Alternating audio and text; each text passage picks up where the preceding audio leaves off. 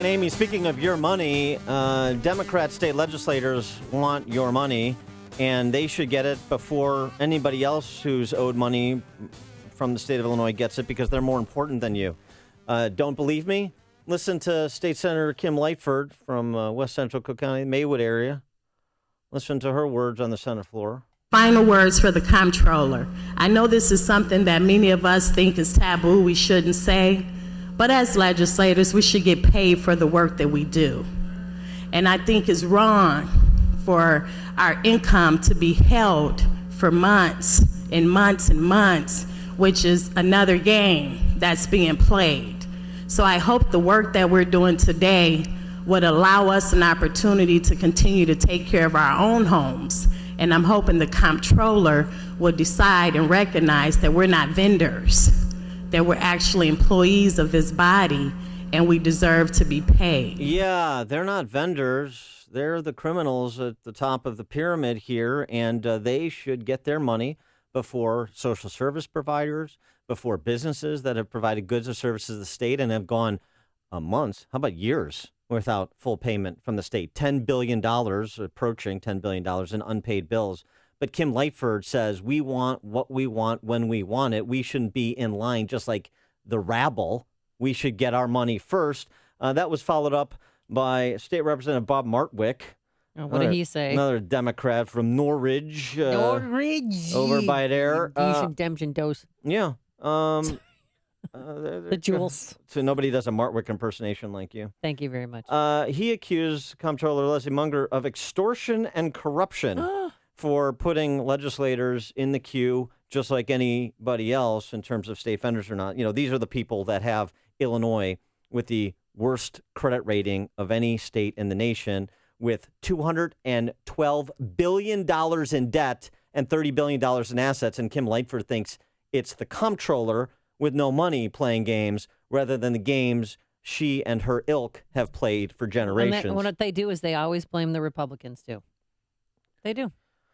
Well, since the comptroller has been put in the crosshairs by Democrat legislators, why don't we talk to the comptroller? Happy to be joined again by Illinois State Comptroller Leslie Munger. Leslie, thanks for joining us. Appreciate it.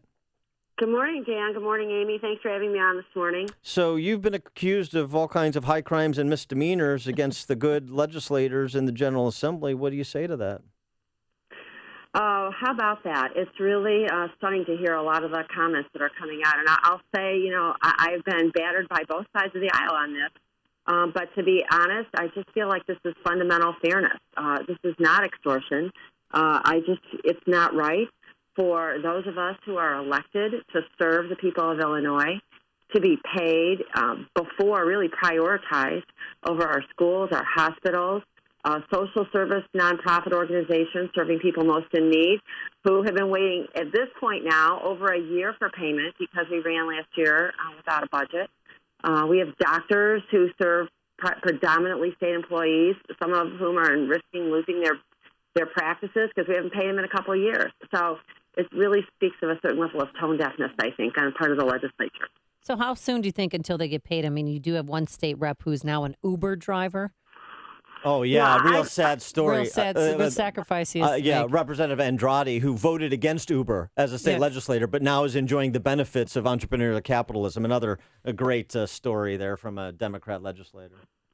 Well, I just say good for him for getting up and actually getting another job to help his family. That's what organizations and people all around the state have been doing, as we have been such a deadbeat state in paying them.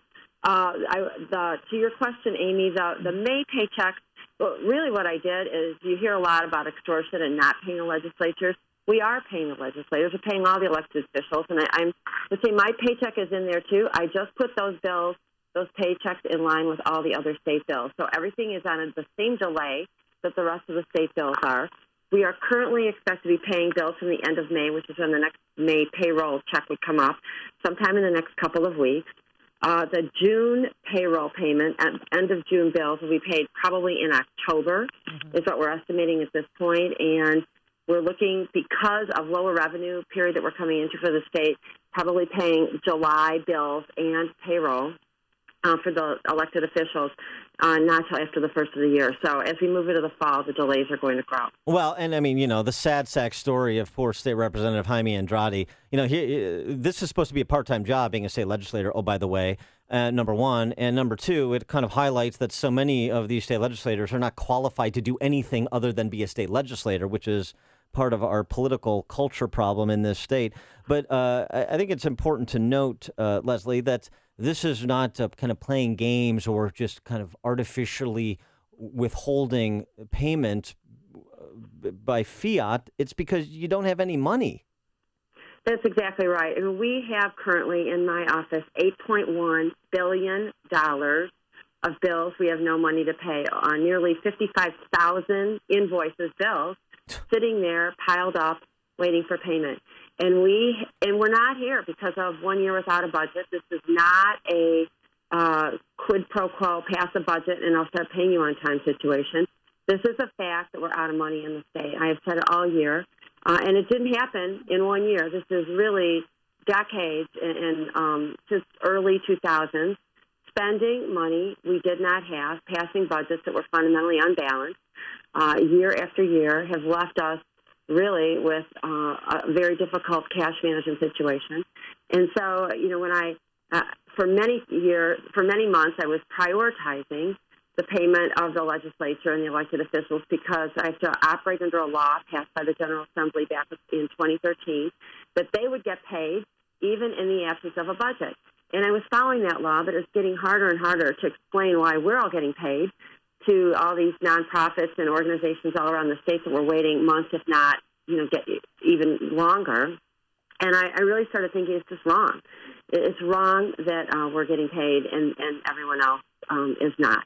So I think this puts us all in the same playing field. We're all walking in the same shoes. Some people have said, well, does this mean you have to be wealthy to be able to be in the state legislature? Like, absolutely not. We want people from all walks of life, out in representing people in our state. But you have to get there and do your job. And part of that job is to pass a budget that's balanced and to be a good fiscal steward of state resources and to not spend money we don't have. And we have had for a very long time people who did not do their jobs. And as a result, we're here today. All right. Real quickly, do you think if you were a Democrat, if you belonged to that party, you'd be so heavily scrutinized? I'm sure not. I'm sure there's a lot of reason why people are attacking me on this. But I think most of the people in the state are very grateful that somebody's actually finally standing up for them. Yep. All right. She is Illinois State Comptroller Leslie Munger. Leslie, thanks as always for joining us. Appreciate it. Thanks for having me on this morning. And she joined us on our turnkey.pro answer line.